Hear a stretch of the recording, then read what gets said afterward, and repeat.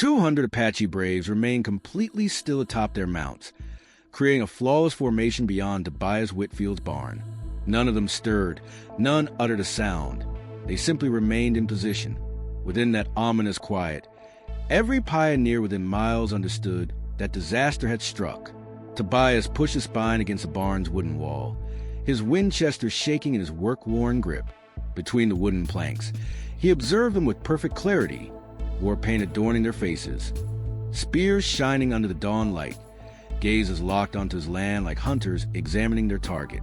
His pulse pounded in his chest, while a single horrifying realization dominated his thoughts. Emma's whereabouts remained unknown. His 8-year-old child had been entertaining herself by the stream when he'd entered to examine the ailing calf. That occurred merely 60 minutes earlier. At present, she had vanished, and 200 of Kansas Territory's most dreaded fighters encircled his homestead as though protecting something holy. The chief warrior descended deliberately, with purpose.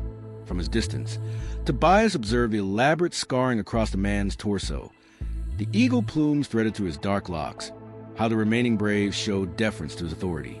This wasn't some spontaneous attacking group. This was someone significant, someone who wielded complete respect. Tobias cleared perspiration from his brow, his thoughts racing through scenarios. Had they captured Emma? Was this some form of bargaining? Or were they merely awaiting the proper moment to destroy everything he had constructed? The warrior commenced walking toward the barn, each stride deliberate and intentional. His footwear created no noise on compressed soil. Behind him, the row of mounted braves stayed absolutely motionless, resembling sculptures formed from stone and darkness.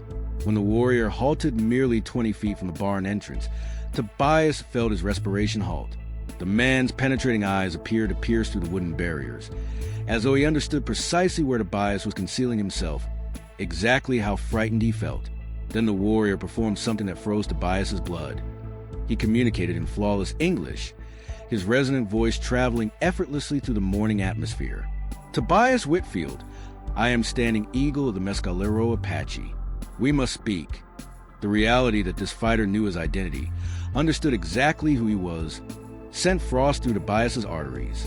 But what frightened him more was Standing Eagle's vocal tone. It wasn't menacing, it wasn't furious. It was something far more disturbing. It was respectful. Standing Eagle proceeded, his words careful and precise. Your child performed something yesterday that my tribe has never witnessed from a white youngster, something that requires our consideration. Tobias felt reality spin around him. Whatever Emma had accomplished, whatever innocent error his small daughter had committed, it had somehow attracted the notice of one of the territory's most influential Apache chiefs. Now, commanding 200 warriors, Standing Eagle had arrived to settle that obligation. But what could an 8-year-old child possibly have accomplished to summon this level of attention? And why did Standing Eagle sound as though he had come to acknowledge something rather than penalize it? Tobias's hands trembled as he gripped his rifle more firmly. Every instinct urged him to remain hidden, to wait for the cavalry, to do anything except confront 200 Apache fighters alone. But Standing Eagle's words resonated in his thoughts. Something concerning Emma, something she had done that demanded their attention. Drawing a trembling breath, Tobias emerged from behind the barn. The instant he appeared, every Apache warrior shifted slightly on their horses, hands moving nearer to weapons. Yet none unsheathed them. They simply observed, waiting for their leader's instruction. Standing Eagle examined Tobias with piercing dark eyes, noting his weathered clothing, his rough hands, the manner he held his rifle like someone who understood its use but hoped he wouldn't need to. When the Apache chief spoke again, his voice carried unexpected gravity. Yesterday at dusk, one of my fighters was perishing beside the stream that flows through your property. Tobias felt his stomach plummet, a dying Apache warrior on his land. If the territorial officials discovered this, they'd hold him responsible for sheltering the enemy. But if he'd turned the warrior away, these 200 braves would have sought vengeance instead of whatever this was. Lone Wolf had been shot by buffalo soldiers 3 days earlier, Standing Eagle continued. He crawled many miles seeking a location to die with honor, away from his enemy's sight. He selected the shade beneath the cottonwood trees near your creek. The Cottonwood Grove, Emma's preferred spot for playing with her toys, gathering beautiful stones. constructing tiny homes from clay and twigs. Tobias's throat became parched as he grasped the implications. "My child," he began, but Standing Eagle lifted a hand for quiet. "Your daughter discovered him there, a small white girl with hair resembling corn silk and a blue dress ripped at the edge." Standing Eagle's description was accurate, unmistakably Emma. Lone Wolf anticipated her to cry out, to flee, to summon men with firearms. Instead, the Apache leader paused, and momentarily something resembling amazement crossed his weathered features. Instead, she seated herself beside him. When she observed that he was cold, that he was shivering as death neared, she removed a blanket from her small shoulders, a blanket made of gentle wool, obviously treasured by her, and she covered him with it. Tobias felt the breath leave his body. Emma's blanket, the one her mother had stitched before dying, the one Emma carried constantly, the one she couldn't sleep without. She had given it to a dying Apache warrior. She remained with him. Standing Eagle continued, his voice becoming gentler. She held his hand as he crossed into the spirit realm. She sang to him a white child's lullaby until his breathing ceased. Then she placed wildflowers on his chest and whispered peaceful words over his body. The implication struck Tobias like a physical impact. His 8-year-old daughter had not only shown compassion to a dying enemy warrior, she had performed what sounded remarkably like an Apache burial ritual. Without understanding it, without comprehending the significance of her actions, Emma had honored a warrior's death in a way that would resonate profoundly with his people. Standing Eagle stepped nearer, and now Tobias could observe something unexpected in the warrior's eyes. Not anger, not threat, but gratitude. No white person has ever shown such respect to one of our dying warriors. Your daughter gave Lone Wolf something more valuable than gold. She gave him dignity in death, comfort in his final moments, and respect for his spirit. But then Standing Eagle's expression grew serious again, and Tobias felt a chill run down his spine. However, there is a difficulty, Tobias Whitfield, a difficulty that brings us here today. The word difficulty hung in the air like a death verdict. Tobias felt his grip tighten on the Winchester as his mind raced through terrible possibilities. What kind of problem could Emma's act of kindness have created? What Apache tradition had she unknowingly violated? Standing Eagle seemed to interpret the fear in Tobias's eyes. When we discovered Lone Wolf's body this morning, we also found something that changes everything. The Apache leader reached into a leather pouch at his side and withdrew something that made Tobias's heart stop. It was Emma's blue hair ribbon, the one her mother had given her, the one she wore every single day. But something was wrong with it. Dark stains covered the fabric, stains that appeared suspiciously like blood. Your daughter left this beside his body, Standing Eagle said, holding the ribbon up to catch the morning light. But these stains, they are not from Lone Wolf's wounds. Terror flooded through Tobias as the implications became clear. The blood on Emma's ribbon meant she had been injured, possibly severely hurt. His little girl could be lying somewhere wounded or worse, and he'd spent the morning hiding in his barn instead of searching for her. Where is she? Tobias demanded, taking a step forward despite the 200 warriors surrounding them. Where is my daughter? Standing Eagle's expression remained unreadable. That is what we need to discuss. You see, according to Apache law, when someone shows such honor to our dead, they become part of our tribe. Your daughter's actions have bound her to us in ways that white men do not understand. The words hit Tobias like a physical blow. Apache law, tribal bonds. They weren't here to thank Emma for her kindness. They were here to claim her.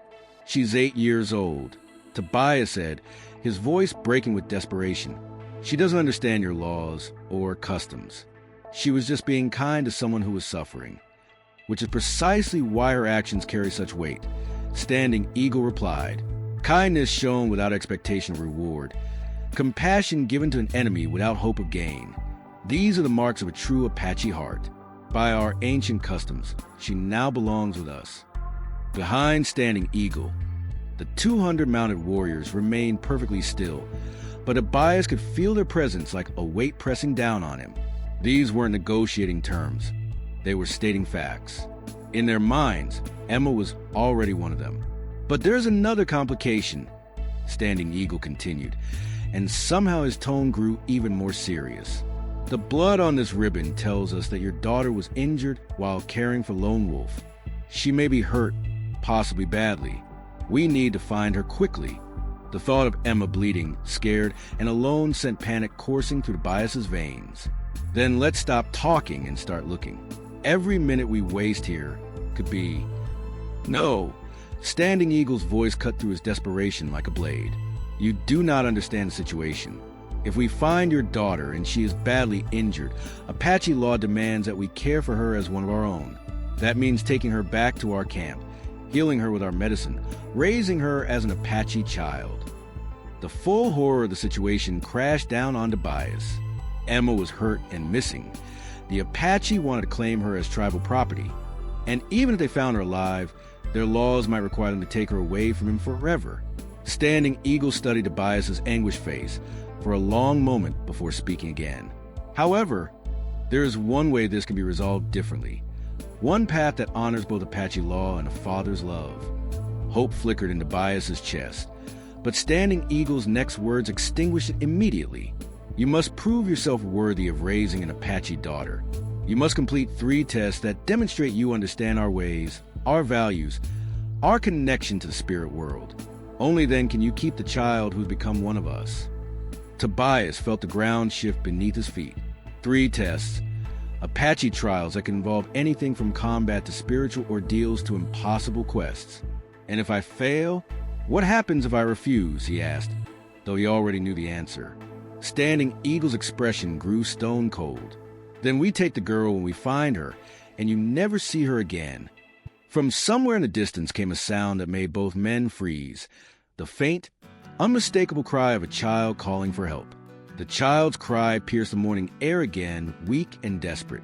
Both Tobias and Standing Eagle turned toward the sound, which seemed to come from the direction of the old mine shaft about half a mile east of the property. Without thinking, Tobias started running toward the sound, but Standing Eagle's iron grip on his arm stopped him cold. "Wait!" the Apache leader commanded. "This would be a trap. Buffalo soldiers have been known to use wounded children as bait to draw our warriors into ambushes." Tobias stared at him in disbelief. "That's my daughter crying. I don't care if it's a trap. I'm not leaving her out there." But Standing Eagle's grip remained firm. "If you charge him blindly and get yourself killed, who will complete the tests? Who will prove worthy of raising an Apache daughter? Think like a father, not like a fool." The logic was brutal but undeniable. If Tobias died trying to reach Emma, she would automatically become Apache property. But every second of delay felt like a betrayal of everything a father should be. Standing Eagle raised his hand, and immediately 20 Apache warriors dismounted and began moving toward the mine shaft in a coordinated pattern. They moved like shadows, disappearing and reappearing behind rocks and scrub brush, advancing with deadly efficiency. "They will secure the area," Standing Eagle explained. "If it is safe, we will retrieve your daughter. If it is an ambush..." He let the implication hang in the air. Tobias watched in amazement as the Apache scouts vanished into the landscape like they had never existed. These weren't savage raiders as the newspapers portrayed them. They were skilled military tacticians with decades of experience fighting both Mexican and American forces. Within minutes, one of the scouts reappeared and signaled back to Standing Eagle. The Apache leader's expression grew grim. "She is there. She is alive. But she is trapped." Relief and terror fought for control in Tobias's chest. "Trapped how?" "The old mine shaft has partially collapsed. Your daughter fell through rotted boards that covered the entrance. She is approximately 15 feet down, and loose rocks continue to fall around her. Any wrong movement could bring down the entire shaft." The situation was worse than Tobias had imagined. The old mine had been abandoned for years, its wooden supports rotting and unstable. If Emma had fallen through the covering boards, she was now trapped in what was essentially a death trap, waiting to collapse. "We need ropes, supports, something to shore up the shaft walls," Tobias said, his mind racing through rescue possibilities. But Standing Eagle shook his head. "There is no time for such preparation. The scouts report that the remaining supports are failing. We have perhaps 20 minutes before the entire structure collapses and buries your daughter alive. The impossible choice crystallized in Tobias's mind. A hasty rescue attempt might trigger a complete cave-in and kill Emma instantly, but waiting for proper equipment would guarantee her death as a mine shaft crumbled around her. Standing Eagle studied Tobias's anguished face, then spoke with quiet intensity. "This is your first test, Tobias Whitfield. Not the test I planned, but the test the spirits have given us. You must choose. Attempt an immediate rescue that risks killing your daughter instantly, or trust Apache methods that you do not understand and may not believe in." "What Apache method?" Tobias demanded. "Our medicine man, Silent Thunder, believes he can speak to the spirits of the mine. Ask them to hold the rock steady long enough for a rescue. But this requires absolute faith. Any doubt, any interference from you, and the spirits will not listen." Tobias felt his rational mind rebelling against the suggestion. Spirit communication? Talking to rocks?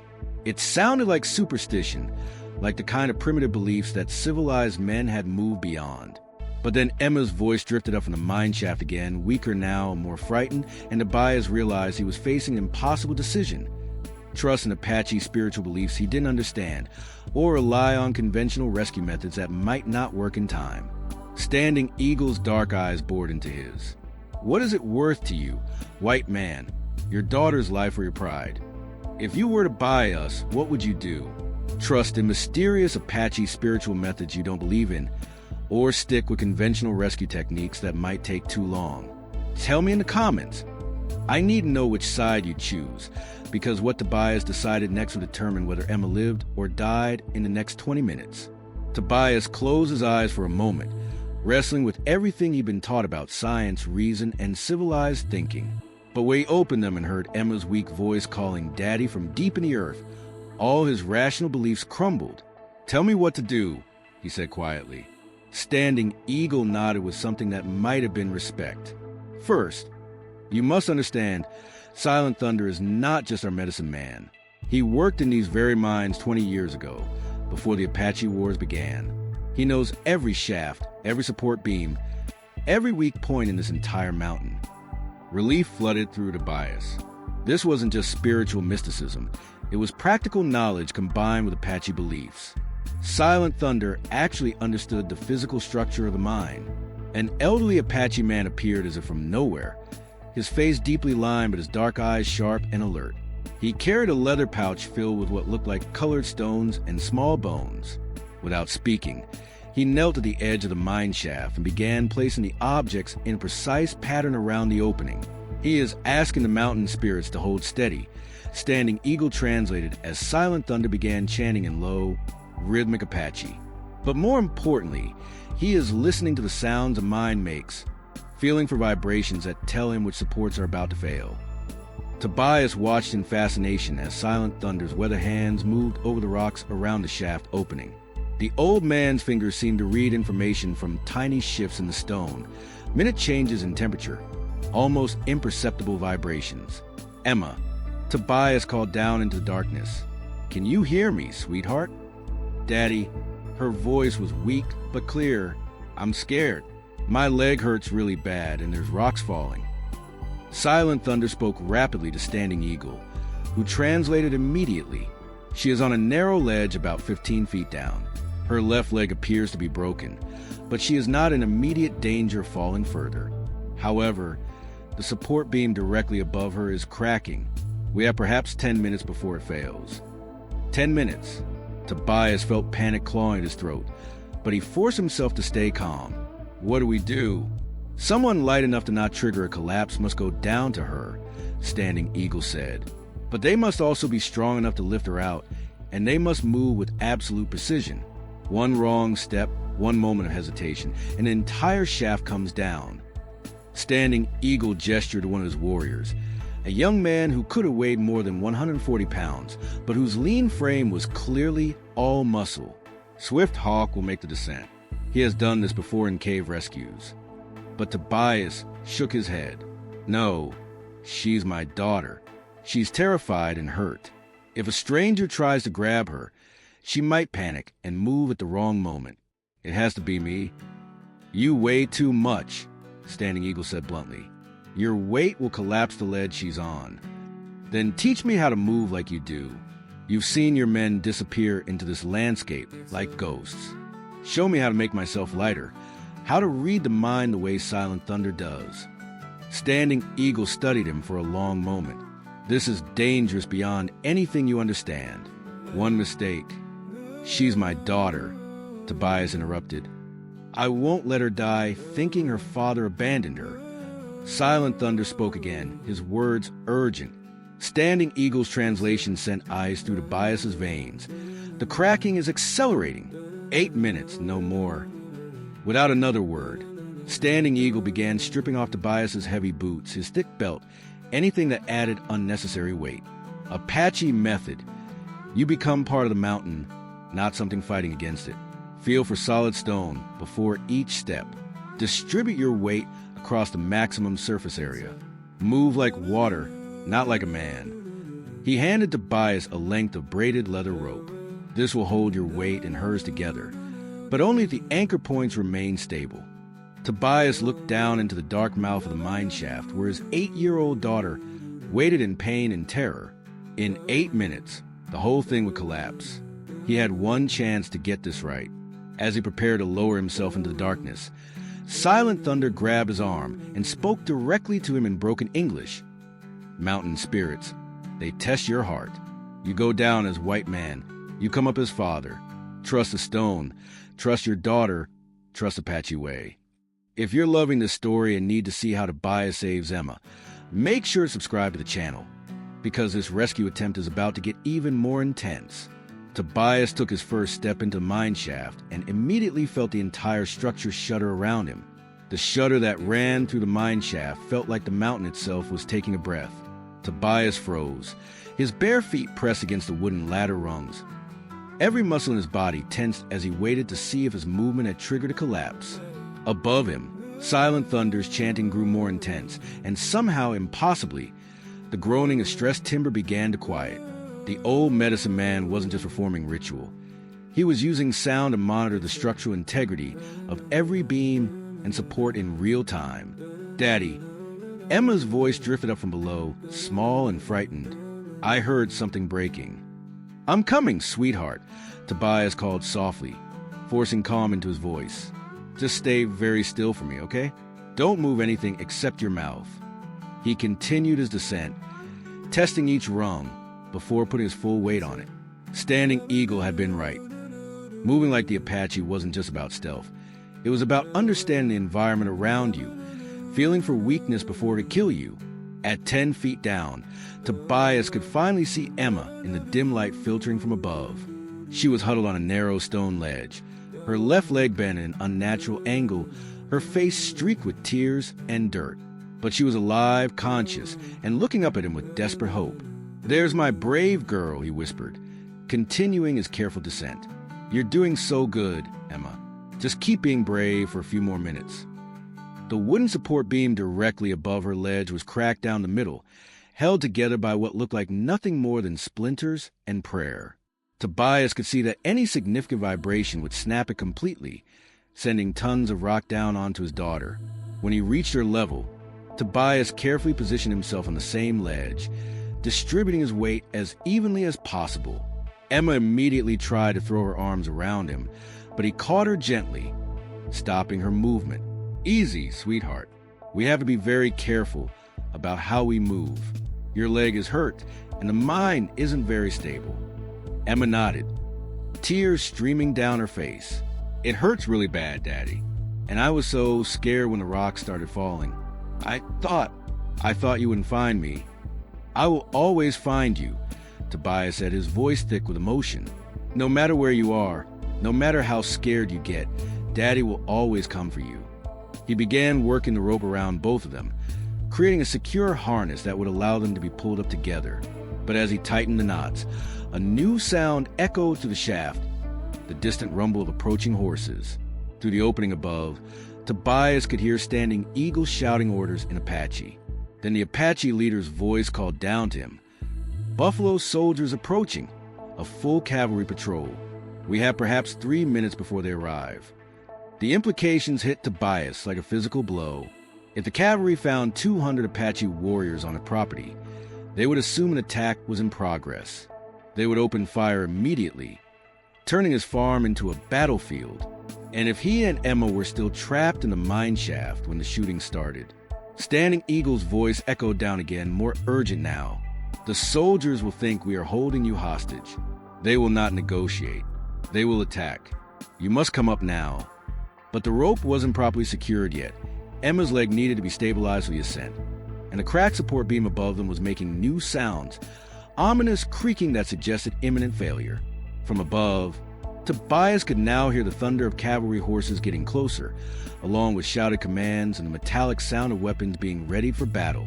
Emma looked up at her father with wide, frightened eyes. "Daddy, what's happening? Why do you look so scared?"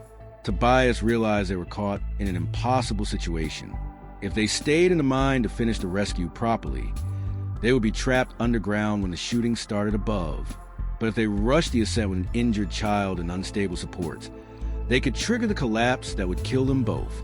And somewhere above them, 200 Apache warriors were about to face a cavalry charge, while Standing Eagle tried to explain a situation that no army officer would ever believe. The sound of cavalry horses was getting louder, much louder. The cavalry patrol burst into view with military precision. 24 soldiers in blue uniforms, carbines at the ready, led by a young lieutenant whose face went white when he saw 200 Apache warriors arranged in perfect formation around a Whitfield farm.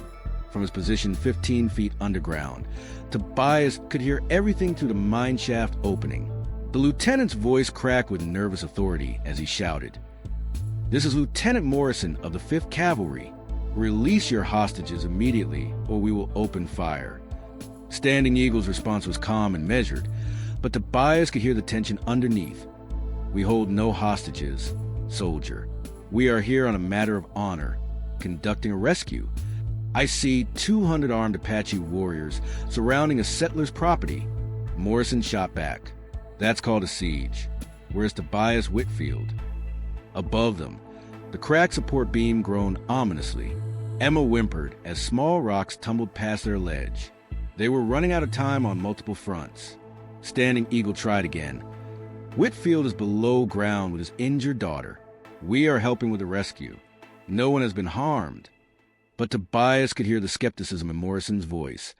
"Apache don't help white settlers, Chief. They raid them.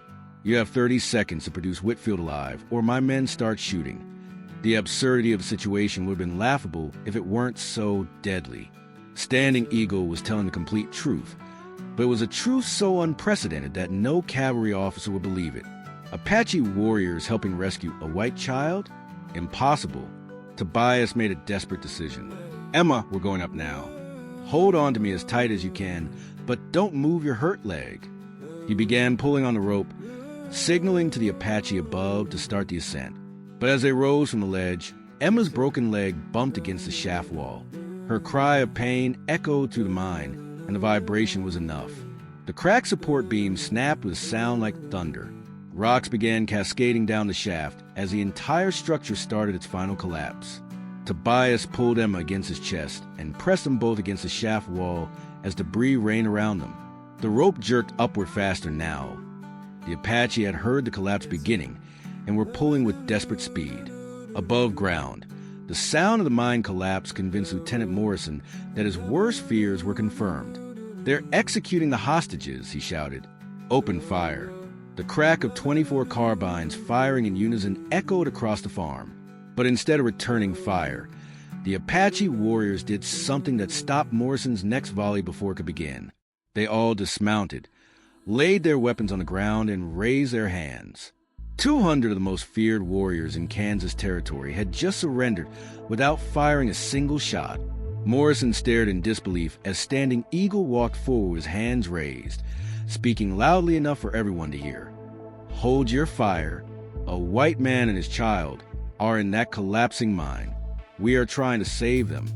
At that moment, Tobias and Emma burst from the mine shaft opening, pulled by Apache ropes just as the entire structure caved in behind them. They rolled across the ground, coughing and covered in dust, but alive. Lieutenant Morrison's carbine wavered as he tried to process what he was seeing. The Apache warriors were surrounding a white man and child, but instead of harming them, they were checking for injuries, offering water. treating them like precious cargo. Standing Eagle helped Tobias to his feet, his voice carrying clearly across the farmyard. "Lieutenant Morrison, I present Tobias Whitfield and his daughter Emma, both alive and unharmed thanks to Apache intervention." Morrison lowered his weapon slowly, confusion replacing aggression on his young face. "I don't understand. Why would Apache warriors risk their lives to save white settlers?" Standing Eagle looked at Emma, who was clinging to her father despite her broken leg. Then back at the lieutenant. "Because, soldier, this child showed honor to one of our dying warriors. She gave him dignity in death when she could have simply walked away." The lieutenant's eyes moved from the Apache warriors to collapsed mind to Tobias and Emma, trying to make sense of a situation that defied everything he'd been taught about Indian relations. But Standing Eagle wasn't finished. However, this rescue was only the first test. According to Apache law, there are still 2 more challenges that Tobias Whitfield must face before this matter is resolved. Morrison's confusion deepened. What kind of challenges? Standing Eagle's dark eyes fixed on Tobias with unmistakable intensity. The kind that will determine whether a white man is worthy of raising an Apache daughter. Lieutenant Morrison looked between the Apache warriors and Tobias with growing bewilderment. "I don't have time for Indian ceremonies. This is United States territory, and these Apache need to return to their reservation immediately."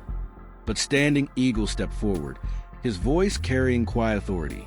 "Lieutenant, your government recognizes Apache tribal law in matters involving our people. This child became one of us through her actions. The law must be fulfilled." Morrison's hand moved toward his sidearm, but Tobias surprised everyone by speaking up. "Let him finish his tests, Lieutenant. My daughter showed kindness to a dying man, and these warriors risked their lives to save her from that mine. The least I can do is hear them out." Standing Eagle nodded with respect. "The second test is this.